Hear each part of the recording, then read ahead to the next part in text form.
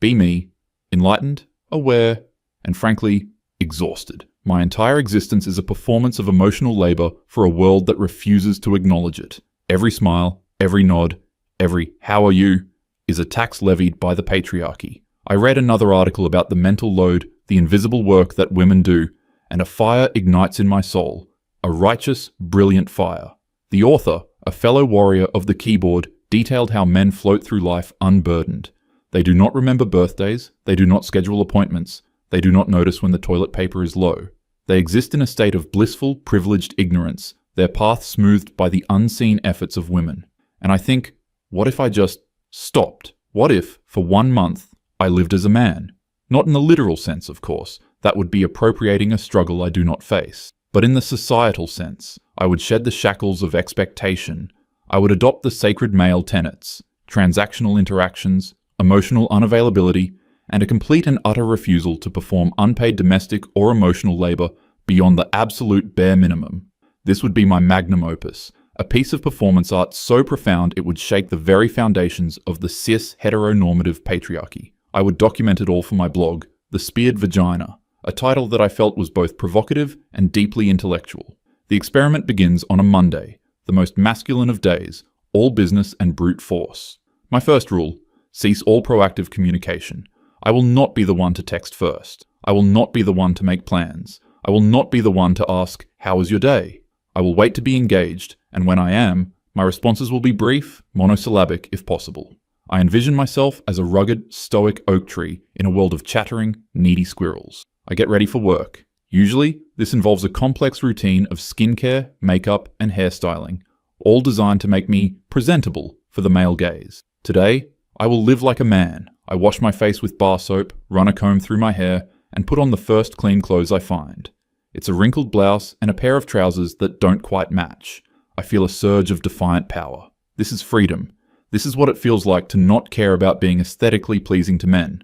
I walk to the bus stop. Normally, I offer a polite, small smile to people I make eye contact with. It's a subconscious act of de-escalation, a signal that I am not a threat. Today, I stare ahead, my face a mask of masculine indifference. A man nods at me, a silent greeting. I stare through him, my gaze fixed on the horizon.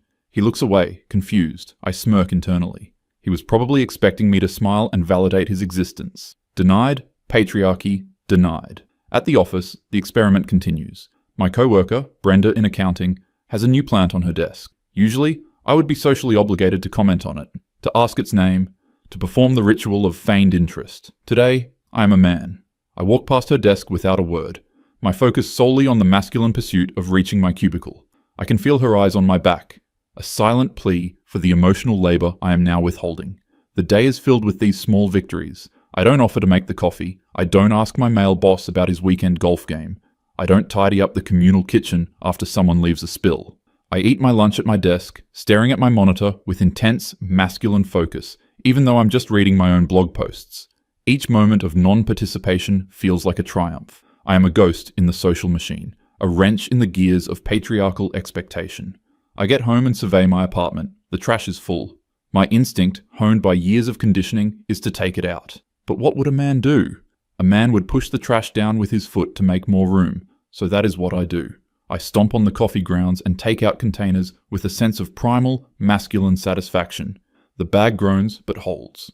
Problem solved, the man way. The next day, I notice a shelf in my living room is sagging. It's been sagging for weeks, a silent entry on my mental to-do list. My conditioned female response would be to research solutions, measure the space, go to the hardware store, and spend a Saturday carefully installing a new, better shelf. My new masculine persona has a different approach. Brute force and minimal effort.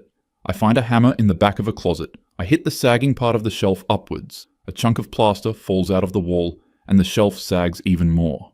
I hit it again, harder. The bracket rips out of the drywall completely. Books, a vase, and a framed photo of my college intersectional feminist book club tumble to the floor. The vase shatters. I stare at the wreckage. A true man would not be flustered by this. He would see it not as a failure, but as an inconvenience to be ignored. I nudge the broken pieces under the couch with my foot. I will deal with it later, or not at all. That feels even more masculine. The week progresses in this manner. My apartment grows dirtier. A pile of dishes colonizes the sink, developing its own ecosystem. The trash I stomped down is now overflowing. a monument to my defiance. I run out of clean underwear and am forced to wear a swimsuit bottom to work. This, I reason, is the authentic male experience. This is the price of freedom from the tyranny of domestic standards. My social life, or what's left of it, evaporates. My friends text me, their messages full of concern and question marks. Are you okay? Haven't heard from you in a week. I respond with a single, masculine, yep.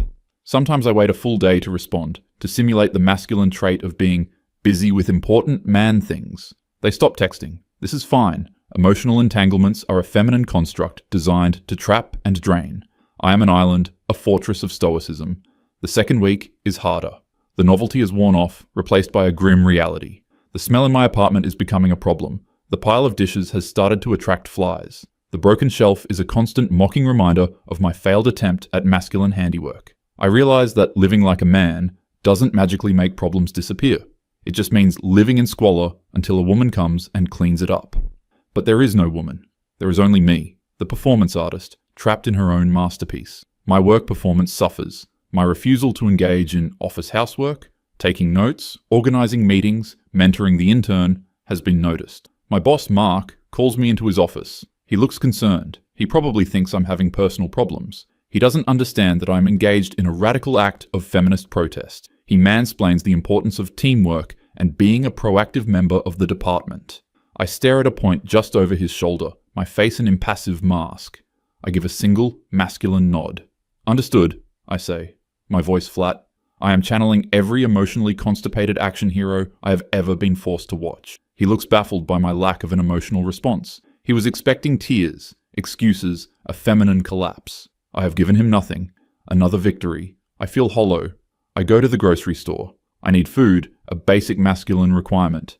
I walk through the aisles, my focus purely on acquisition. I see a woman struggling to get a box from a high shelf. She makes eye contact with me, a silent appeal for help. The old me, the conditioned me, would have rushed to her aid. The new me, the man me, remembers my purpose. I am not here to solve the problems of others. I look away and continue down the aisle. I can feel her disappointed gaze on my back. I tell myself this is what equality feels like. It feels awful. I buy a frozen pizza and a six-pack of beer, the stereotypical meal of the single man. I go home and eat the entire pizza while standing over the sink, staring at the growing mountain of dirty dishes. I drink 4 of the beers. I don't even like beer, but it feels like something a man would do. I feel bloated and sad. I look at myself in the reflection of the dark kitchen window. My hair is greasy, my skin is breaking out from the bar soap and poor diet, and I have a small ketchup stain on my wrinkled blouse. I look unkempt. I look like the men I've spent my entire life critiquing. Is this the price of power?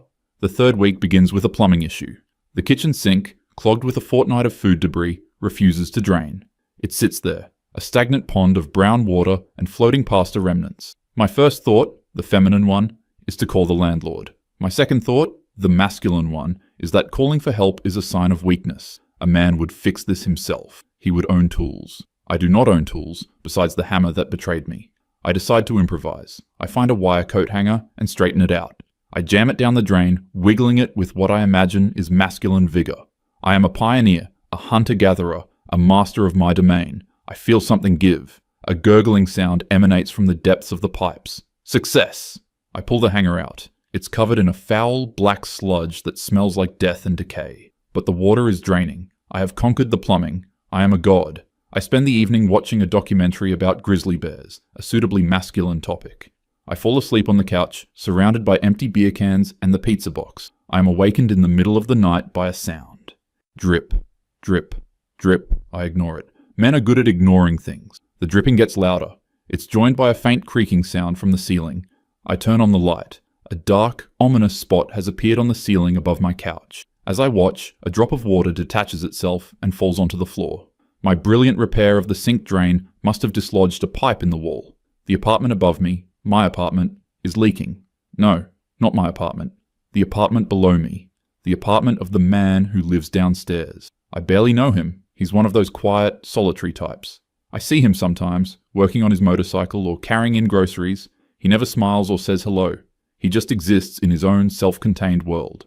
I've already decided he's a prime example of toxic masculinity, emotionally stunted, and probably a secret reader of misogynistic forums. Now, my feminist experiment is leaking into his patriarchal man cave. The irony is not lost on me, but I'm too panicked to appreciate it.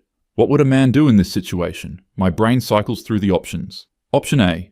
Ignore it. Pretend it's not happening. This is the classic male avoidance strategy, but the ceiling is looking increasingly pregnant with water. This seems unsustainable. Option B. A panicked, poorly executed DIY fix. This would involve the hammer again, and I've learned my lesson. Option C. Blame someone else. This is a high-level masculine maneuver. I could blame the landlord, the building's cheap construction, global warming. The spot on the ceiling is now the size of a dinner plate. A steady trickle of water is falling onto my floor. I have to do something. My phone, my lifeline to the outside world, feels impossibly heavy. Calling the landlord is admitting defeat. It's admitting that I, a woman attempting to live like a man, cannot handle my own problems. My performance art will be ruined. But the alternative is a collapsed ceiling and a flood. I look at the water pooling on my hardwood floor. It's seeping into the cracks. I think of the man downstairs, his silent, judgmental existence. I imagine his reaction when water starts pouring into his apartment. He won't be understanding. He'll be angry, masculine rage personified. I am filled with dread. The 4th week is the week of the flood. I spent 2 days ignoring the leak, hoping it would magically fix itself. I put a bucket under it, a masculine solution if ever there was one. The bucket filled up every few hours. Emptying it was a grim, repetitive task. The ceiling sagged more each day, the plaster cracking around the dark, wet stain. My apartment smelled like a swamp. The stench of the garbage and the dishes was now joined by the damp, musty odor of the leak. I was living in a monument to my own failed experiment. I stopped going to work. I called in sick, using a deep, gravelly voice I thought sounded more masculine. I couldn't face the world. I couldn't face my own reflection. My blog lay dormant. What could I write? Day 24 of living like a man. I have created a biohazard and am slowly being driven insane by the sound of dripping water. The patriarchy is wet. The breaking point came on a Thursday night. I was awakened by a loud crash. A huge chunk of the ceiling had given way, dumping a deluge of filthy water and soggy plaster onto my floor. The bucket was overturned, the water spreading rapidly across the room. This was no longer a drip. This was a waterfall of my own making. Panic, cold and sharp, finally pierced through my stoic facade. This was beyond my control. This was a disaster. I had to get help. My first thought was the landlord, but it was 2 a.m. My second thought, born of pure desperation, was the man downstairs, the toxic, silent man. He was a man after all, and in a crisis, aren't men supposed to do something? Aren't they supposed to step up, to be strong, to fix things? This is the other side of the patriarchal coin, isn't it? With great privilege comes great responsibility. His entire life of unearned advantage had been leading to this moment, the moment where he could be useful to a woman in distress. It was his societal duty. I stumbled through the dark, my feet splashing in the cold water. I ran down the stairs, my heart pounding in my chest. I banged on his door, my fists hitting the wood with frantic energy. I didn't care about the experiment anymore. I just wanted someone to make it stop. The door opened a few inches. He stood there, silhouetted by the light from his apartment. He was wearing a simple t-shirt and jeans. He looked tired, but calm. He didn't say anything. He just looked at me, his eyes taking in my disheveled appearance, my wet socks, my panicked expression. "My ceiling," I gasped, pointing upwards. "It collapsed. There's water everywhere. It's coming from my apartment." I waited for him to spring into action. I waited for the surge of masculine competence, the "stand back, little lady, I'll handle this" energy that I had spent my life despising but desperately needed right now. He looked at me for a long moment. His expression didn't change. It was not angry or concerned or even surprised. It was just neutral. He glanced up at his own ceiling, presumably listening for the sound of impending doom. Then he looked back at me. He reached into his apartment, and for a second I thought he was getting tools or a jacket, ready to charge into battle. He came back with a small, white business card. He held it out to me. I took it numbly. It read, 24-hour emergency plumbing and restoration services. He then gave me a slow, deliberate look. It was a look that communicated everything without a single word. It said, "This is your problem." It said, "You are a stranger who has just woken me up at 2 a.m. It said, "I am not your father, your husband, or your hero." It said, "Go your own way." And then he quietly, gently closed the door in my face. I stood there, in the hallway, dripping water onto the carpet, the business card clutched in my hand. I was stunned. I was speechless. He had refused. He had refused to perform the most basic, fundamental duty of a man, to rescue a damsel in distress. He hadn't yelled, he hadn't lectured, he hadn't mansplained. He had simply opted out. He had assessed the situation, determined it was not his responsibility, and gone back to his life. It was the most brutally, efficiently masculine thing I had ever witnessed, and it was directed at me. I, who had spent a month trying to live by the masculine code of self-interest, had been completely outmaneuvered by a true master of the art. I had expected him to play his assigned role in my drama. He had refused the script. I went back up to my ruined apartment. The water was still pouring from the ceiling. The room was destroyed. I sat on the edge of my bed, the one dry piece of furniture, and I called the number on the card.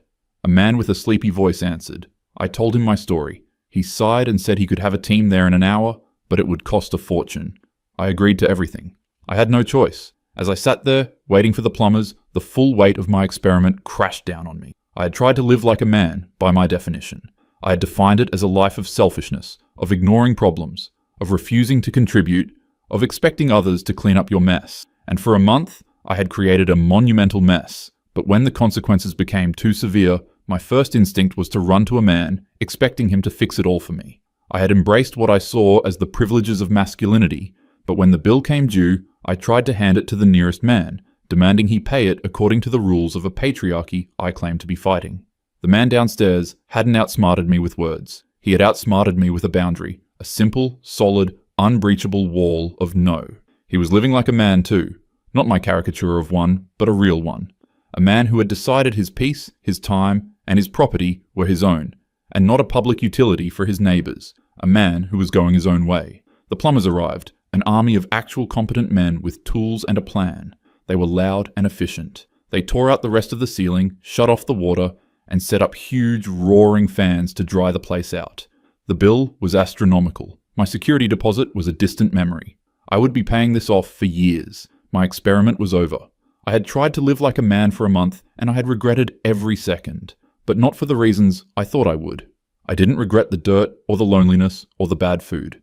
I regretted that I had failed so spectacularly. I regretted that my grand statement against the patriarchy had ended with me, a crying woman in a flooded apartment, saved by a team of working-class men I had to pay for with a credit card. And most of all, I regretted the man downstairs. I had wanted to prove that men had it easy. He had proven that I had no idea what it meant to be one. He had shown me that true independence wasn't about making a mess and expecting someone else to clean it up. It was about closing the door on the mess and letting the person who made it deal with it themselves. My blog post would be incredible though, a scathing indictment of the new MGTOW masculinity, men who refuse their societal obligations and leave women to drown. I would be a victim, a survivor, a voice for the abandoned. The narrative was already writing itself in my head. It was a much better story than the truth.